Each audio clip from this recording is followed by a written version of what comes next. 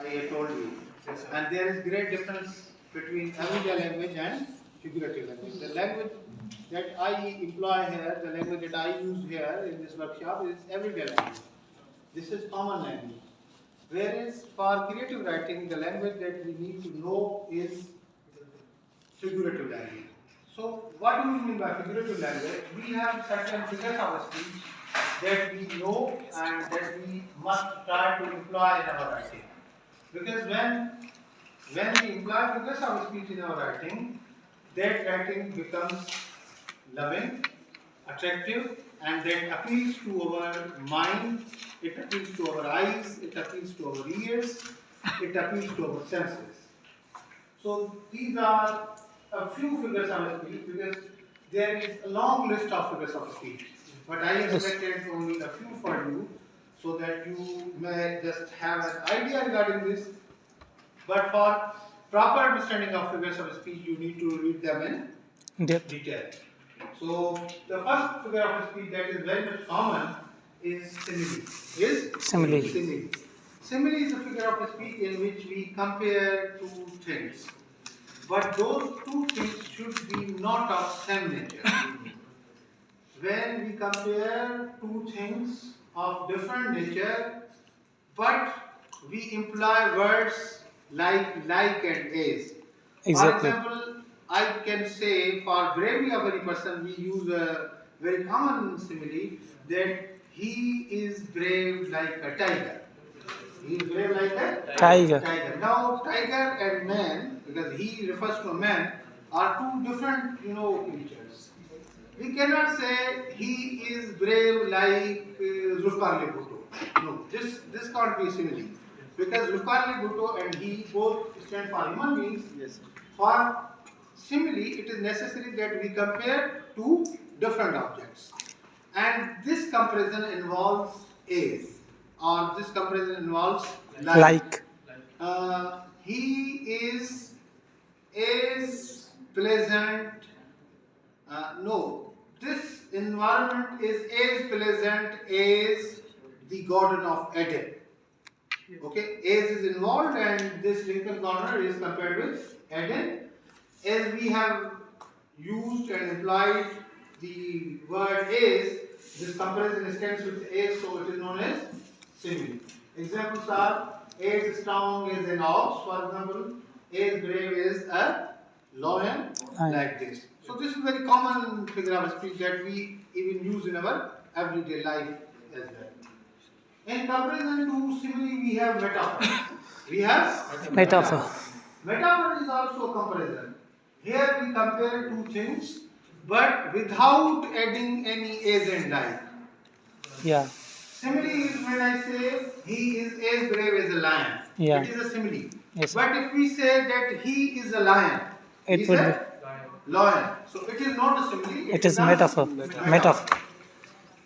Every creative piece of writing involves these figures of speech. Speech, exactly. And when you utilize and apply these figures of speech, your piece of writing becomes interesting.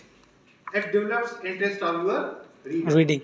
If you simply say that he is brave, for example, it will not appeal others. But when you imply any figure of speech and say that he is brave like a tiger, so it will create, an impression.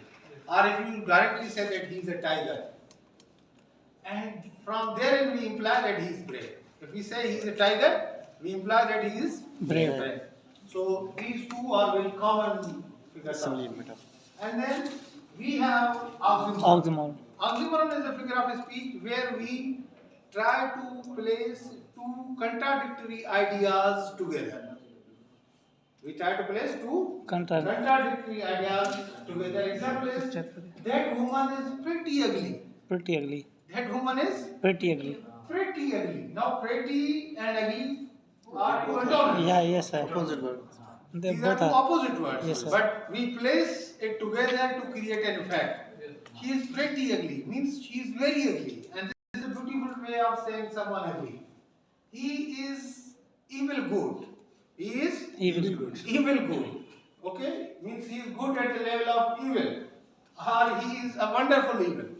So when we place two contradictory ideas together, two contradictory thoughts together, that is known as oxymoron. He is peaceful warrior. He is peaceful warrior. Wow.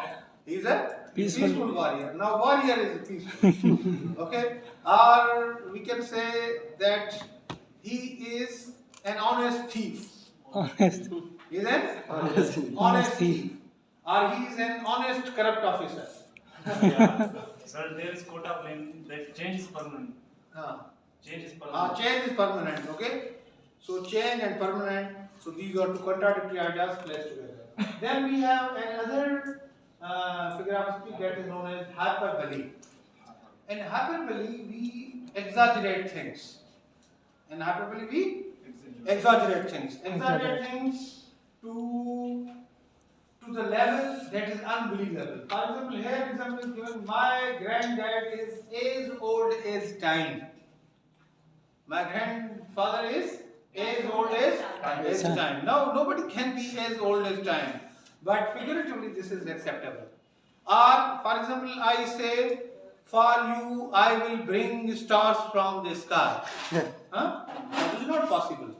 Or, she smells like thousands of roses. Okay?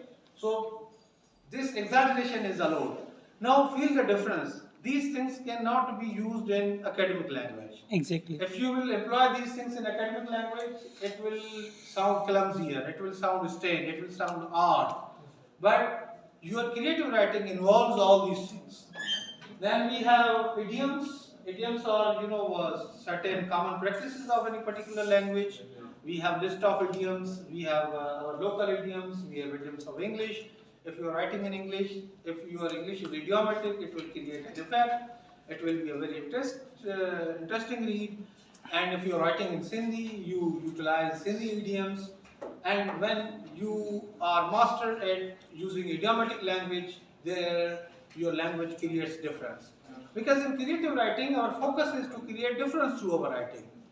Everybody writes, so why should people read us? People will only read us when we will be creating difference, when we will be employing such wonderful ideas. The ideas that are, that are not commonly practiced. The ideas that are really new. Ideas that are innovative. We have personification. In personification, we give human characteristics to inanimate or non-human objects. For example, chair.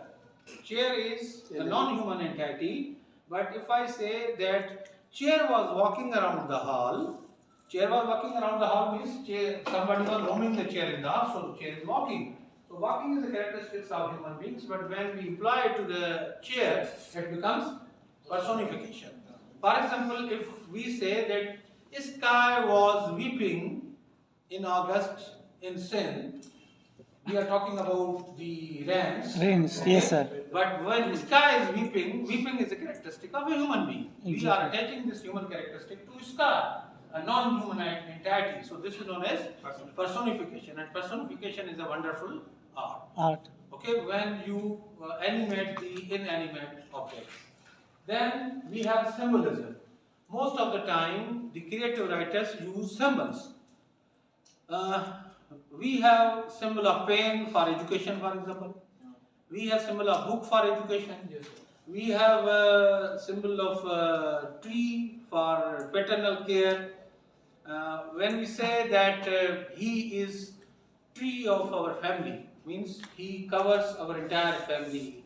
He takes entire family in our under its shade or under his shade. So this is the symbolism. Dove for peace. Dove for peace. Dove for peace, for example. Now dove is the symbol of peace. X for war. X for war. Okay, but we will not write that X for war. We will simply say that he had X in his hand. Means he has X in his hand means he is ready for war. He is ready for quarrel. And they were, releasing the pigeons or they were releasing the doves. Means they were sending the message of love. Because it symbolizes love. So symbols are very much important. Alliteration is when you have a flow in your language, when all consonant sounds get repetition in a line. For example, singing sweet songs. Now singing sweet songs, the repetition of word is, it creates an effect. If we write singing melodious song, it is very good. But when we do it like singing sweet song, it creates another effect, that is the effect of alliteration. So alliteration is also one of the figures of speech, and when you are writing something and when you are good at putting alliterations together, your writing creates little difference. Then we have onomatopoeia. Onomatopoeia is a figure of speech that symbolizes the sounds of different things. Clinking of glasses, tick of the stable, for example, chirping of birds, and then we have a ghost said boo. Okay, all these things, they are words that symbolize sounds are known as onomatopoeia. Onomatopoeia. And onomatopoeia is a wonderful figure of speech, because if you will say that sparrow was making sound, for example, sparrow was making sound, it is a very dull language, it is ordinary day language. It reminds that you lack in that particular skill Yes, of sir. onomatopoeia. But if you say sparrows were chirping, I woke up early in the morning and I saw sparrows chirping. I woke up early in the morning and I saw cat mewing. I woke up early in the morning and I saw dog barking. I went through and I saw goat. Goat क्या कर दिया? नहीं goat kneading or kneading term आने ठीक है? ऐसे तरीके से you need to cover all these things because different sounds have different representations, and this is what the creative writer must know, and he must incorporate all those sounds in his or her writing. Then we have a figure of speech that is known as pun. Pun is very interesting figure of speech. In pun, we use one word for two meanings. Two meanings. There are a number of words that are used where double meaning is, indicated, because we have a lot of words where words mean two different things. Yeah. For example, we have a word refuse. We have a word refuse. Refuse means to deny. And refuse means litter, garbage. Okay.